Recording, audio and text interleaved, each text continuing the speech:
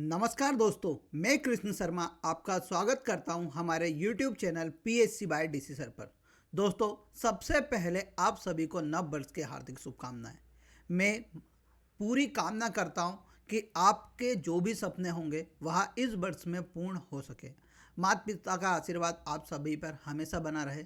दोस्तों, आप सभी को पता है कि कल रात को MPPSC ने नोटिफिकेशन जारी कर दिया, जिसमें उन्होंने मात्र 158 वैकेंसीज बताई हैं।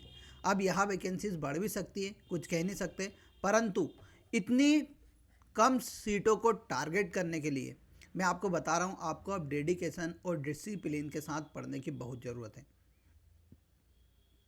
तो दोस्तों, आपके डिसिप्लिन के लिए मैं आपके लिए डेली MPG के टारगेट सीरीज को डिसिप्लिन के साथ रिकॉर्ड कर रहा हूँ। आपके लिए डेली शाम को 6 बजे मैं अपलोड कर देता हूँ। तो अब आपका समय आ चुका है कि रिवीजन का।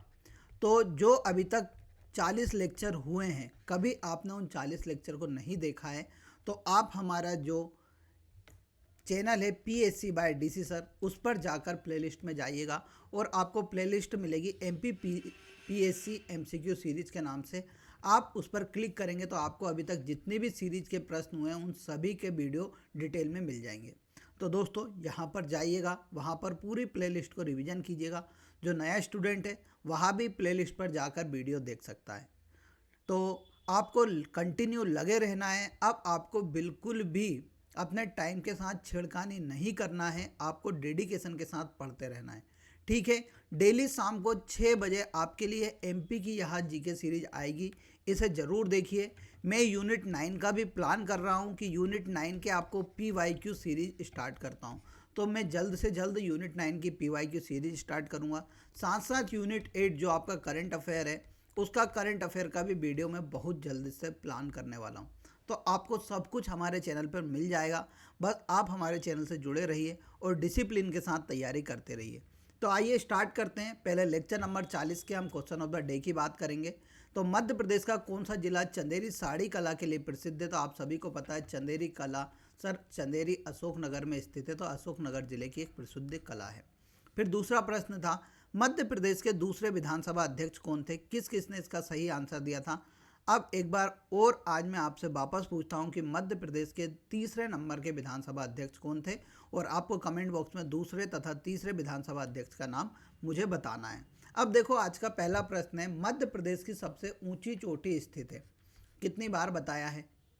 तो देखो, सबसे पहले मैं आपको बता देता हूँ कि मध्य प्रदेश में 2 पर्वत श्रृंखला, एक है विंध्याचल पर्वत श्रृंखला, रिवीजन के तौर पे लगातार देखते रहना भैया, और दूसरी है सर हमारे यहाँ सतपुड़ा पर्वत श्रृंखला। और सतपुड़ा पर्वत श्रृंखला जो है हमारे मध्य प्रदेश के दक्षिणी भाग में स्थित है। कहाँ पर? ये थोड़ा हमारा मध्य प्रदेश बेकार बन रहा है तो नहीं बनाते, मध्य प्रदेश के दक्षिणी भाग में स्थित है। और जो सतपुड़ा पर्वत श्रृंखला है उसको 3 भागों में तोड़ा गया है कि सर पूर्व वाले को मैकाल नाम से जाना जाता है, मध्य वाले को आप सभी को पता है महादेव श्रेणी बोलते हैं, और सबसे पश्चिमी वाले को राज्य पीपला श्रेणी कहा जाता है। ठीक है, अब जो महादेव श्रेणी यहाँ मध्य प्रदेश के नर्मदापुरम जिले में फैली हुई है, और नर्मदापुरम जिले में एक स्थान पड़ता है पचमढ़ी, और पचमढ़ी में हमें हमारे मध्य प्रदेश की सबसे ऊंची चोटी धूपगढ़, कौन सी? धूपगढ़, जिसकी कुल ऊंचाई कितनी है? 1350 मीटर देखने को मिलती है। तो कहाँ पर स्थित है? तो सर महादेव पहाड़ी या महादेव श्रेणी पर हमारे यहाँ स्थित है। समझ में आ गया। कैमूर श्रेणी आप सभी को पता है कि विंध्याचल का जो पूर्वी भाग है उसे कैमूर श्रेणी के नाम से जाना जाता है। विंध्याचल श्रेणी तो है ही अलग। भांडेर जो विंध्याचल का मध्य वाला भाग है, जो कि दमोह और सागर के क्षेत्र में पड़ता है, उसे हम क्या बोलते हैं? भांडेर श्रेणी बोलते हैं। तो राइट आंसर कभी आप इससे भी लगा देते, कभी आपको विंध्याचल भी याद होता तो विंध्याचल के कभी विभाजन याद होते तो आप आसानी से लगा देते महादेव श्रेणी। तो मध्य प्रदेश की सबसे ऊंची चोटी 1350 मीटर धूपगढ़ है। महादेव श्रेणी पर एक और चोटी स्थित है, उसका नाम है चोरागढ़ की चोटी, जिसकी कुल ऊंचाई कितनी है? 1326 मीटर है। यहाँ भी पचमढ़ी में स्थित है। कभी जाओ तो चोरागढ़ महादेव का मंदिर यहाँ पर बहुत प्रसिद्ध है। यहाँ पर त्रिशूल चढ़ाए जाते हैं। ठीक है, तो याद रखिएगा, इसका राइट आंसर क्या हो जाएगा? महादेव श्रेणी। अगले प्रश्न पे चलते हैं। सूची 1 को सूची 2 के साथ सुमेलित कीजिए और नीचे दिए गए कूट से सही उत्तर का चयन कीजिए। अब यहाँ पर दिया हुआ है नदी, और नदी कहाँ से निकलती, किस जिले से निकलती, उसका पूछा है। तो सर मुझे बेनगंगा का तो नहीं पता सर, मैंने याद ही नहीं करा आज तक। सर मेरे को आपने ताप्ती याद कराई थी कि ताप्ती भैया हमारे यहाँ लगभग एक ज़िले से निकलती है, उसका नाम है बैतूल। और बैतूल में सर मुझे पता है कहाँ से निकलती है, मुल्ताई से निकलती है। तो सर ताप्ती मुल्ताई यानी दूसरे का पहला हो गया। तो ये दो ऑप्शन तो भैया यहीं पे गलत हो गए।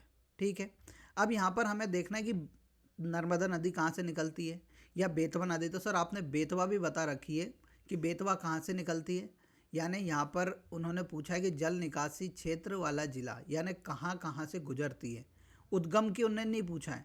तो बेतवा नदी के किनारे आपको मैंने बताया था कि भैया एक बहुत प्रसिद्ध स्थल कौन सा, सर विदिशा बसा हुआ है। तो विदिशा क्या होगा, चौथे का चौथा। तो चौथे का चौथा तो ये तो था ही नहीं, तो ये सभी गलत हो गए। तो इसका राइट आंसर क्या होगा, दूसरा। अब बेनगंगा कहाँ से, सर सिवनी के पारसबारा पठार से। नर्मदा, सर नर्मदा किनारे सर जबलपुर का बेड़ा घाट बसा हुआ है, थर्ड का थर्ड। तो इसका राइट आंसर क्या हो जाएगा, सेकंड वाला। अब देखो बेनगंगा नदी पारसबारा पठार सिवनी से निकलती है। ताप्ती नदी मुल्ताई बैतूल से निकलती है, जिसे सूर्यपुत्री के नाम से जाना जाता है। नर्मदा नदी अमरकंटक से निकलती है, जिन्हें शिवपुत्री के नाम से जाना जाता है। बेतवा जिसे बेत्रवती के नाम से जाना जाता है, जो कि कुमरा गांव रायसेन से निकलती है। और बेतवा नदी के किनारे भैया आप सभी को पता है ओरछा स्थित है, पहले बता चुका हूँ मैं। नर्मदा नदी के किनारे तो मध्य प्रदेश के 16 जिले पड़ते हैं। ताप्ती नदी के किनारे एक और याद रखना, बुरहानपुर कभी आ जाता है। तो बुरहानपुर भी किस नदी के किनारे बसा हुआ है, तो वहाँ भी ताप्ती नदी के किनारे बसा हुआ है। तो ये सभी पॉइंट आपको क्लियर हो गए होंगे। देखो दोस्तों, यहाँ जो सीरीज चल रही है इसमें मैं यूनिट 2 जो हमारी मध्य प्रदेश की कला संस्कृति है, यूनिट 4 जो मध्य प्रदेश का भूगोल है, यूनिट 5 जिसमें मध्य प्रदेश की पॉलिटी आएगी, यूनिट 9 जिसमें से मध्य प्रदेश का थोड़ा बहुत टेक्नोलॉजी वाला भाग आएगा, उन सभी के प्रश्न इसमें एड ऑन होते हैं। कभी नए होना तो भैया देखते चलना और रिवीजन लगातार करते चलना। अब अगले प्रश्न पे चलते हैं। मध्य प्रदेश में औसत तापमान को प्रभावित करने वाला सबसे प्रमुख भौगोलिक कारण क्या है। सबसे मुख्य पूछा है उसने या सबसे प्रमुख पूछा है। तो सबसे प्रमुख क्या हो सकता है, बंगाल की खाड़ी से निकटता, सर मुझे नहीं लगता। कर्क रेखा का मध्य प्रदेश के बीच से गुजरना, सर हो सकता है, सोचेंगे।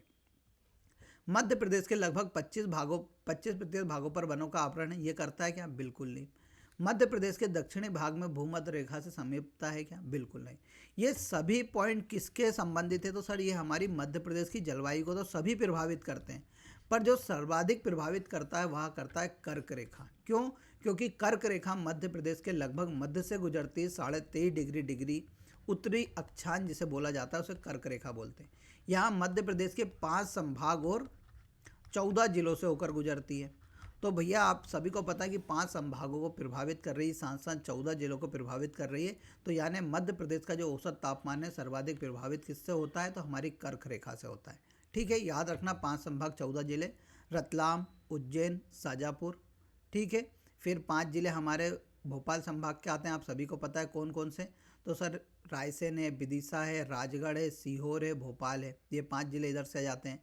फिर सागर, दमोह, कटनी, जबलपुर, शहडोल, उमरिया, तो ये 14 जिले हैं जिनसे हमारी कर्क रेखा गुजरती है। देवास, इंदौर से नहीं गुजरती, याद रखना। अब अगले प्रश्न पे आते हैं। माउंट एवरेस्ट पर चढ़ने वाली मध्य प्रदेश की प्रथम महिला पर्वतारोही कौन थी।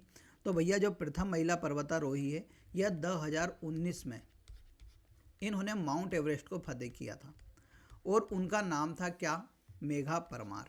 ठीक है, तो मेघा परमार मध्य प्रदेश की पहली महिला है जिन्होंने माउंट एवरेस्ट पर चढ़ाई की थी। इनका संबंध मध्य प्रदेश के सीहोर जिले से। ठीक है, यानी मेरे निवास, जहाँ पर मेरा निवास है सीहोर, वहाँ से यह संबंधित है मेघा परमार। अब मध्य प्रदेश की कुछ अन्य पर्वतारोही की हम बात करते हैं तो एक आपको मिलेगी भावना डेहरिया। इसके बारे में भी पीएससी पूछ चुका है प्रश्न, इनके बारे में भी। ये कहाँ से, छिंदवाड़ा से। फिर एक का नाम है रत्नेश पांडे जो कि सतना से संबंधित है। फिर एक है भगवान सिंह कुशवाहा,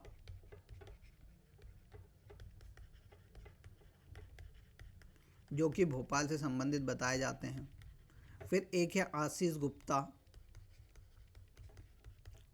तो ये सभी का जरूर नाम याद रखना, इन सभी ने माउंट एवरेस्ट को फतेह किया है। पूछ सकता है कि इनका जिला कौन सा है या माउंट एवरेस्ट को निम्न में से किसने फतेह नहीं किया है, ऐसा ही पूछ सकता है। तो इन सभी के नाम आप याद रख लेना। अगले प्रश्न पे आते हैं। किस ऐतिहासिक अभिलेख में सूर्य मंदिर के निर्माण का उल्लेख मिलता है।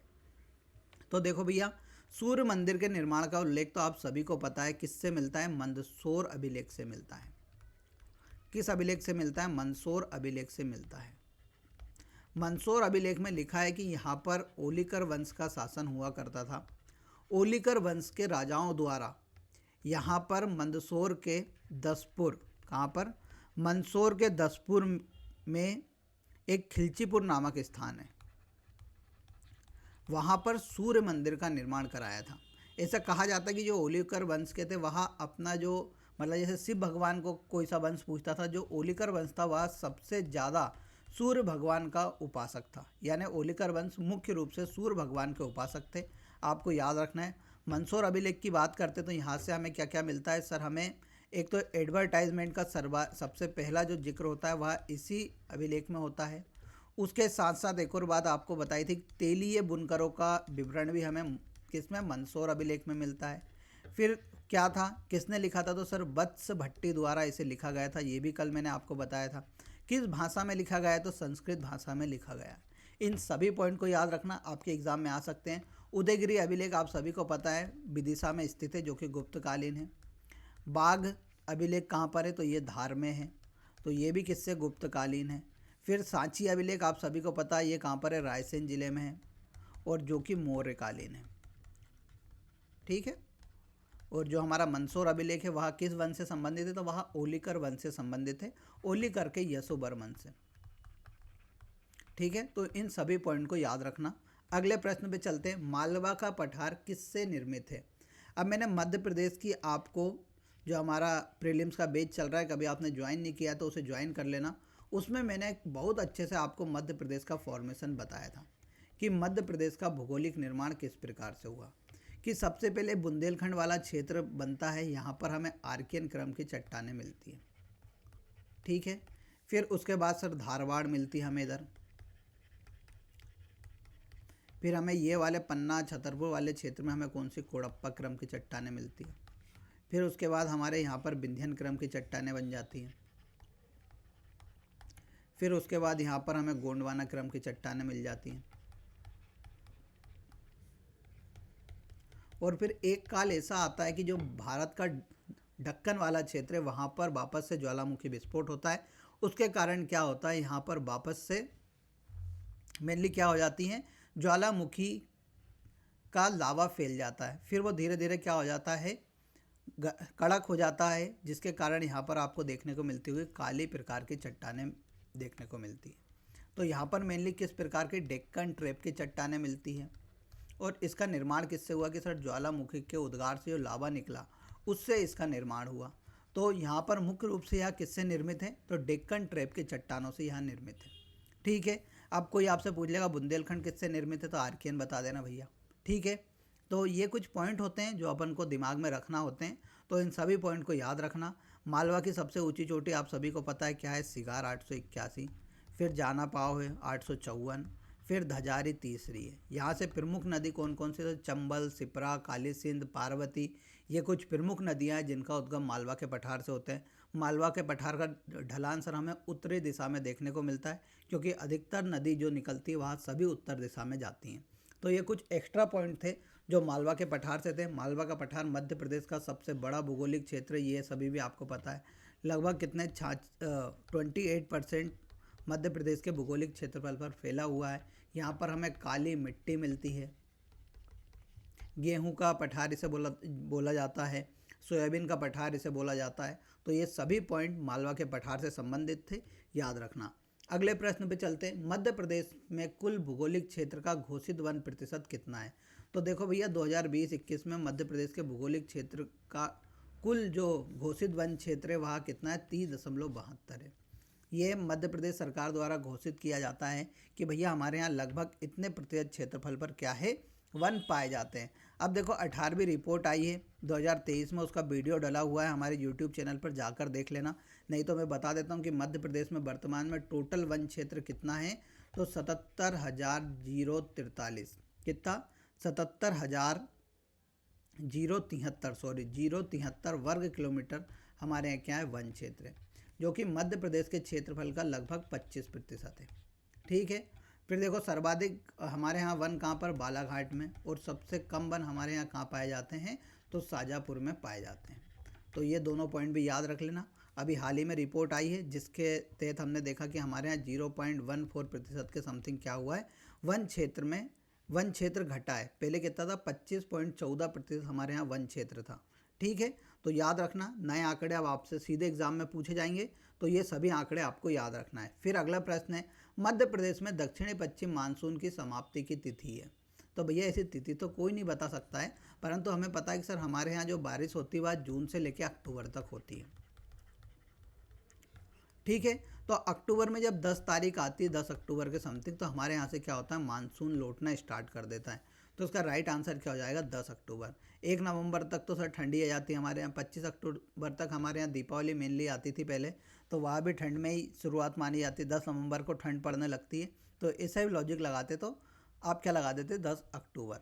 अब देखो दक्षिण पश्चिम मानसून से हमारे मध्य प्रदेश में सर्वाधिक वर्षा होती है, लगभग कितने, 90%। यानी दक्षिण पश्चिम मानसून जो है वह क्या है, ये दक्षिण दिशा है, ये पश्चिम दिशा है। तो यहाँ से क्या करता है, भारत में एंट्री करता है। इसे अरब सागर की शाखा भी कहा जाता है, ये भी याद रख लेना। ठीक है, हमारे मध्य प्रदेश में दोनों शाखा से बारिश होती है, बंगाल की खाड़ी की शाखा से भी और अरब सागर की शाखा से भी, परंतु सर्वाधिक जो वर्षा होती है वह किससे, अरब सागर की शाखा से होती है, लगभग 90%। ठीक है, सबसे पहले हमारे यहाँ वर्षा कहाँ पे होती है, तो बालाघाट ज़िले में हमारे यहाँ सबसे पहले वर्षा होती है, ऐसा भी याद रख लेना। सबसे ज़्यादा वर्षा हमारे बघेलखंड के पठार में होती है। फिर पश्चिम दिशा में आते हैं तो सर बारिश में कमी आती है, और उत्तर दिशा में जाते हैं तो बारिश में कमी आती। ये 5 से 6 बार मैं बता चुका हूँ। अगले प्रश्न पे आने से पहले मैं लाइव बेच के बारे में बता देता हूँ। तो भाई आज इसकी प्राइस और गिरा दी गई है, अब यहाँ 999 में आपको मिलने वाला है। इसमें आपको रिकॉर्डेड क्लास मिलेगी, साथ साथ लाइव क्लासेस भी मिलेंगी। अब देखो यूनिट 2 कौन कौन सी क्लासेस कंप्लीट हो चुकी है, unit 3, unit 4, unit 5, unit 6, unit 9, इतनी यूनिट हमने पूरी करा चुके हैं। अब देखो यूनिट 10 आज से स्टार्ट हो चुकी है, यूनिट 7 भी स्टार्ट हो चुकी है, और यूनिट 1 भी स्टार्ट है। ठीक है, तो आपको केवल इतना ही पढ़ना है। यूनिट 8 में करंट अफेयर है, तो वो सभी यूट्यूब के ऊपर पढ़ाएंगे, तो यूनिट 8 को तो मान के ही मत चलना। बस 3 यूनिट बची, और ये भी हम 15 जनवरी तक कंप्लीट कर देंगे। तो भैया इस कोर्स को जल्दी से जल्दी ज्वाइन कर लो, क्योंकि आप सभी को पता है कि कोर्स हर जगह कंप्लीट नहीं हो पाते हैं, परंतु हमने कंप्लीट कराया है, और 15 जनवरी से पहले पूरा पैकअप करा देंगे। उसके बाद हम आपका कंटिन्यू रिवीजन कराएंगे। जो बच्चा नया जुड़ेगा वहाँ रिवीजन में पढ़ लीजिएगा। ठीक है, तो मात्र 999 रुपये में अब आपको कोर्स मिल रहा है। आप हमारी एप्लीकेशन PSCY DC सर को डाउनलोड कर लो, और वहाँ पर आपको 999 में कोर्स मिल जाएगा। अब अगले प्रश्न पे आते हैं, निम्नलिखित में से मध्य प्रदेश की कौन सी एक समताप रेखा कर्क रेखा के समांतर है। तो देखो भैया, कर्क रेखा के समांतर बोल रहा है, यानी पैरेलल बोल रहा है। तो हमारे यहाँ कौन कौन सी मिलती है, तो सर हमारे यहाँ एक तो मैंने पहले ही बताया था, कई बार पूछता है कौन सी रेखा समांतर है। तो आप क्या करना, जो 23 डिग्री के आइट साइड वाली जो रेखा होगी उसे क्या कर देना, बिल्कुल राइट आंसर लगा देना। तो 23 डिग्री के आइट साइड क्या है, तो सर 20 डिग्री है। ठीक है, 25 डिग्री ऊपर चला जाएगा, तो 25 डिग्री पे हमें नहीं जाना है। हमारे यहाँ समांतर कौन सी है, 20 डिग्री है, और एक 18 डिग्री। इन दोनों रेखाओं को समताप रेखा मानी जाती है मध्य प्रदेश में। ठीक है, वैसे राइट आंसर 20 डिग्री सेल्सियस है। कभी भी आए तो आप 20 डिग्री सेल्सियस लगा के आना, इसको राइट आंसर माना जाएगा। अगले प्रश्न पे आते हैं, हमें सुमेलित करना है। वन्यजीव अभ्यारण्य दे रखें, जिले के नाम दे रखें।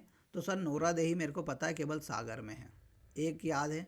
तो यहाँ पर सर 3 के ऑप्शन मिल रहे हैं यार, आज तो मेरे साथ दिक्कत आ जाएगी। सर रातापानी मुझे पता है, रातापानी रायसेन में है, तो सेकंड का थर्ड है। तो सेकंड का थर्ड भैया एक ही जगह है, बाकी कहीं पर नहीं है। तो राइट आंसर क्या हो जाएगा, ए वाला। करेरा कहाँ पर, तो करेरा शिवपुरी में था, अब मध्य प्रदेश का अभ्यारण्य नहीं बचा हुआ है। बगदरा कहाँ पर है, तो बगदरा सीधी में है। देखो मध्य प्रदेश में अभी 24 अभ्यारण्य हैं। कितने अभ्यारण्य हैं, 24 अभ्यारण्य। ठीक है, कर्मा झीरी अभ्यारण्य जुलाई 2023 के समथिंग बनाया गया था, जो कि मध्य प्रदेश का 24वां अभ्यारण्य था। ठीक है, और पहले 25 हो जाते, परंतु करेरा क्या किया इन्होंने, डिस्क्वालीफाई कर दिया अभ्यारण्य से। तो अभी हमारे यहाँ 24वां अभ्यारण्य कर्मा झीरी खोला गया था सिवनी जिले में। ठीक है, अब देखो याद रखना, रातापानी का नाम बदलने की बात की है गई, और किसके नाम पर रखा जाएगा, विष्णुधर बाकड़कर के नाम पर इसका नाम रखा जाएगा। ठीक है, विष्णुधर बाकड़कर रातापानी अभ्यारण्य ऐसा नाम कर दिया जाएगा आने वाले समय में।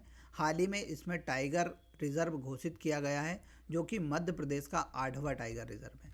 7वां टाइगर रिजर्व आप सभी को पता है कौन सा बना था सर? रानी दुर्गावती बना था, जो कि कहाँ पर है? दमोह जिले में है। तो ऐसा आ सकता है रानी दुर्गावती अभ्यारण्य कहाँ है, तो आपको बता देना है दमोह में। यहाँ मध्य प्रदेश का सबसे बड़ा टाइगर रिजर्व है। मध्य प्रदेश में अब वर्तमान में कुल 8 टाइगर रिजर्व हैं। गलती से मत लगा के जाना 9 टाइगर रिजर्व, क्योंकि माधव नेशनल पार्क को टाइगर रिजर्व अभी मध्य प्रदेश सरकार ने घोषित नहीं किया है। भारत सरकार ने जरूर नोटिफाई कर दिया है कि हम उसे अभ्यारण्य बनाएंगे, ठीक है, टाइगर रिजर्व बनाएंगे, परंतु मध्य प्रदेश सरकार ने उसे अभी तक घोषित नहीं किया है। तो आपको याद रखना है वर्तमान में टोटल टाइगर रिजर्व हमारे यहाँ कितने? कुल 8 हैं। अब अगले प्रश्न पे आ जाओ। 2011 की जनगणना के अनुसार मध्य प्रदेश में जनजातियों की साक्षरता दर कितनी है? देखो, आज जनजातियों की साक्षरता दर के मैं आपके पूरे जितने भी प्रश्न हैं सभी को ख़त्म कर देता हूँ। देखो, साक्षरता दर में एसटी की बात कर रहा हूँ, केवल अनुसूचित जाति की। नोट कर लेना, अभी बहुत सारी जो पेपर हुए हैं उसमें एसटी की जनजाति से ज़रूर पूछा गया है। तो हमारे यहाँ जो एसटी की साक्षरता दर है वहाँ कितनी है? तो 50.55% है, यानी लगभग 50.6% है, ठीक है। अब यहाँ पर हम बात करते हैं कि सर सर्वाधिक इसमें से मेल कितने पड़े हुए हैं और फीमेल महिलाएं की कितनी साक्षरता दर है एसटी जनजाति में? तो मेल की याद रखना 59.55% मेल आबादी या पुरुष आबादी अनुसूचित जनजाति में पढ़ी लिखी है। फीमेल जनजाति की बात करते हैं तो 41.47% महिलाएं एसटी की पढ़ी हुई हैं। अब सर्वाधिक जिलों की बात करते हैं कि सर्वाधिक पढ़े लिखे जिले और न्यूनतम वाले की। तो सर्वाधिक पढ़े लिखे लोग जो अनुसूचित जनजाति के वहाँ बालाघाट में रहते हैं, और यहाँ के लगभग 66.67% लोग क्या हैं? पढ़े लिखे हैं, जो अनुसूचित जनजाति से संबंधित हैं। और न्यूनतम की तो आप सभी को पता है कौन सा जिला हो सकता है? अलीराजपुर जिला हो सकता है। अलीराजपुर की मात्र 32.4% जनसंख्या, कितनी? 32.04% जनसंख्या पड़ी हुई है। तो आज आपको एसटी के पूरे आंकड़े याद हो गए होंगे,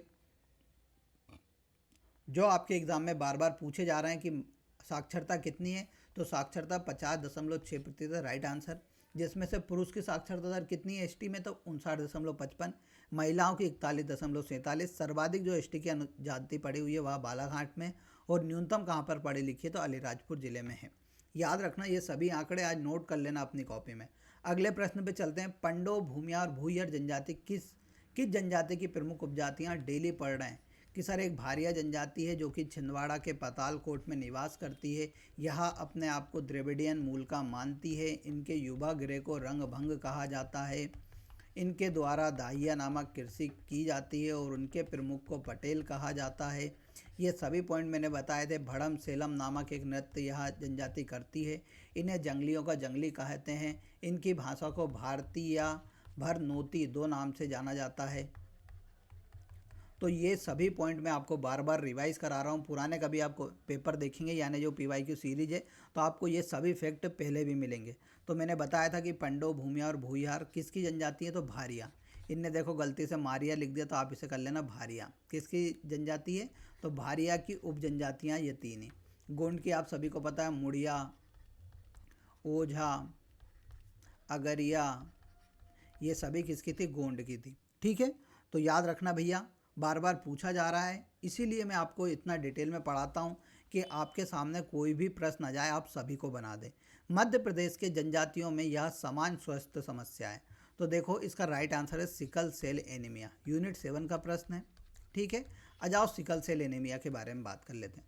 तो सिकल सेल एनीमिया क्या होती है? जो हमारी ब्लड रहता है, तो उसमें क्या होते हैं, जो प्लेटलेट्स होती हैं, ब्लड की प्लेटलेट्स, वह कैसी हंसिए के प्रकार की हो जाती है। तो हंसिया का इंग्लिश का मतलब होता है क्या? सिकल। तो यह बीमारी हमारे यहाँ जनजाति में मुख्य रूप से पाई जाती है। तो 1 जुलाई 2023 के दिन, कब? 1 जुलाई 2023 के दिन प्रधानमंत्री नरेंद्र मोदी द्वारा, किसके द्वारा? प्रधानमंत्री नरेंद्र मोदी द्वारा शहडोल जिले से हमारे यहाँ भारत में कौन सा? सिकल सेल एनीमिया अभियान की शुरुआत की गई थी, ठीक है। यह भारत के लगभग 17 जिलों के साथ साथ 17 राज्यों के साथ साथ 284 जिलों में चलाई जा रही है। इस सिकल सेल एनीमिया का हमने एक उद्देश्य रखा है कि हमें 2047 तक भारत को सिकल सेल एनीमिया मुक्त करना है। तो सिकल सेल एनीमिया आपको याद रखना है कि यह क्या है, एक रक्त संबंधित विकार है। ठीक है, इसको ख़त्म करने के लिए हमारे यहाँ प्रधानमंत्री नरेंद्र मोदी ने 1 जुलाई 2023 के दिन शहडोल जिले से हमारे यहाँ कौन सा मिशन चालू करा, प्रधानमंत्री या सिकल सेल एनीमिया प्रोग्राम शुरू किया था, जिसका उद्देश्य क्या था कि सर 2047 तक भारत को सिकल सेल एनीमिया मुक्त करना। ठीक है, अगले प्रश्न पे आते हैं। जनजाति मध्य प्रदेश की सबसे बड़ी जनजाति समूह है और सभी जिलों में निवास करती है। अब देखो आप क्या करते, सीधे भील आंसर लगा के आ जाते, परंतु उन्होंने क्या पूछा, जनजातीय समूह पूछा है कि मध्य प्रदेश का सबसे बड़ा जनजातीय समूह कौन सा है। तो हमारे यहाँ सबसे बड़ा जनजातीय समूह के रूप में जो जनजाति रहती है वह है गोंड। यहाँ मध्य प्रदेश के हर एक ज़िले में लगभग इसकी जनजाति के लोग हमें मिल जाते हैं। कई बार पूछता है कि मध्य प्रदेश की सबसे बड़ी जनजाति कौन सी, तो आप भील बता के आते हैं, परंतु उन्होंने सबसे बड़ा जनजातीय समूह पूछा है, तो उसका राइट आंसर क्या होगा, गोंड होगा। ठीक है, याद रखना जनसंख्या के आधार पर आपको भील ही मिलेंगे सबसे ज़्यादा, परंतु जब समूह में बात करेंगे कि समूह में सर्वाधिक लोग कौन रहते हैं, सर्वाधिक कौन रहते हैं, गोंड जनजाति रहती है, जो कि कोंड नामक शब्द से बनी है, जिसका अर्थ होता है पर्वत। ठीक है, इसकी एक उपजाति है अगरिया, जो कि मुख्य रूप से लोहे के काम करती है। तो ये सभी पॉइंट मैं पहले भी आपको बता चुका हूँ। मध्य प्रदेश में यहाँ रहती है, सतपुड़ा क्षेत्र में यहाँ निवास करती है, बैतूल में रहते हैं, छिंदवाड़ा में रहते हैं, हरदा में रहते हैं। इन सभी क्षेत्रों में गोंड जनजाति के अधिकतम लोग आपको मिल जाएंगे। ठीक है, अब अगले प्रश्न पे आओ। ICAR क्या लिखा हुआ है, ICAR द्वारा स्थापित राष्ट्रीय जनजातीय स्वास्थ्य अनुसंधान संस्थान कहाँ पर स्थित है। तो राष्ट्रीय जनजातीय स्वास्थ्य अनुसंधान संस्थान आप सभी को याद रखना है कहाँ पर है, जबलपुर जिले में। अब अगले प्रश्न पे आते हैं। श्री बादल भोई राज्य आदिवासी संग्रहालय स्थित है, तो आप सभी को पता है कहाँ पर, छिंदवाड़ा में। अब बादल भोई राजकीय आदिवासी संग्रहालय की बात करते हैं तो इस संग्रहालय की स्थापना 1954 में की गई थी। कब की गई थी, 1954 में एक म्यूजियम के रूप में इसे स्टार्ट किया गया था। 1975 में इसे मध्य प्रदेश सरकार द्वारा स्टेट म्यूजियम का दर्जा दिया गया।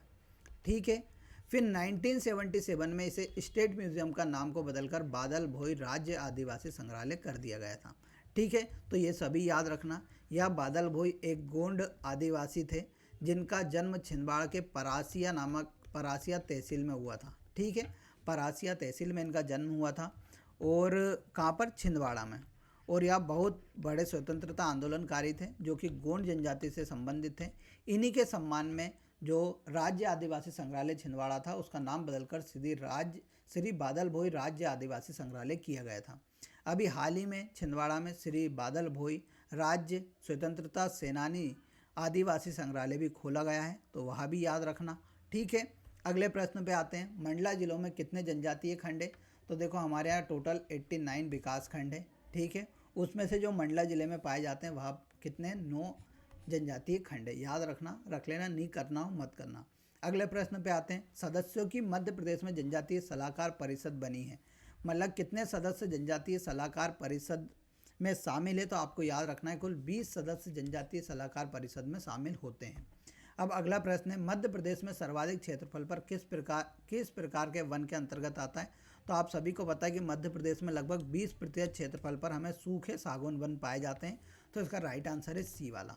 अगले प्रश्न पे जाओ। क्षेत्रफल के हिसाब से किस राज्य में देश का सबसे बड़ा वन क्षेत्र है, तो आप सभी को पता है क्षेत्रफल के हिसाब से सर्वाधिक वन हमारे मध्य प्रदेश में लगे हैं। मध्य प्रदेश के लगभग 25% क्षेत्रफल पर हमें वन देखने को मिलते हैं, जो कि भारत में सर्वाधिक है।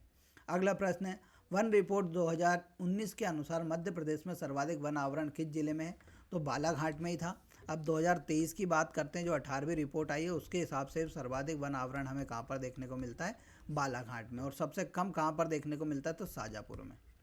ठीक है, जिले के अनुसार पूछ ले कि सर्वाधिक किस जिले में प्रतिशत के हिसाब से वन पाया जाता है वन क्षेत्र, तो उमरिया में सर्वाधिक है।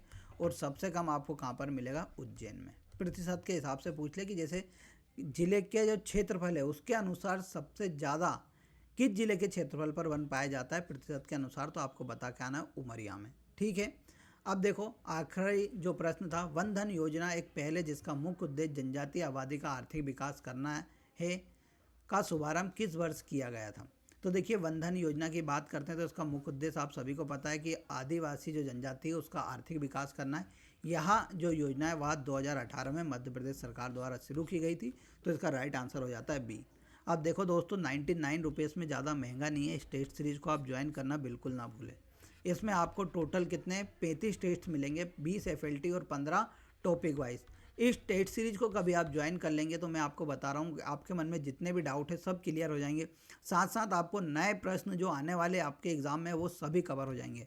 मात्र 99 रुपये में खरीद लो। उसके लिए आपको PSC by DC सर की एप्लीकेशन डाउनलोड करना है या इस नंबर पर कॉल करके इसके बारे में जानकारी लेना है।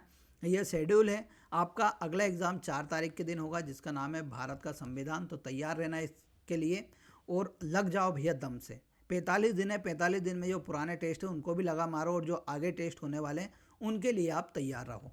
ठीक है, अब मैं जैसा आप सभी को पता है 3 करंट अफेयर डेली पढ़ाता हूँ। तो पहला करंट अफेयर है, केन बेतवा लिंक परियोजना किस मंत्रालय के अधीन है? तो आप सभी को पता है पानी से संबंधित है, तो जल मंत्रालय, जल शक्ति मंत्रालय के अधीन ही होगी। अगला प्रश्न है, मध्य प्रदेश के उच्च शिक्षा मंत्री कौन है? तो मध्य प्रदेश के उच्च शिक्षा मंत्री है राव उदय प्रताप सिंह जी। अगला प्रश्न है, मध्य प्रदेश के किस जिले के गोविंदगढ़ आम को GI टैग दिया गया था? तो आप सभी को पता है मध्य प्रदेश के रीवा जिले में सर गोविंदगढ़ एक तहसील है वहाँ पर रीवा में, वहाँ के आम को GI टैग दिया गया है। तो याद रखना।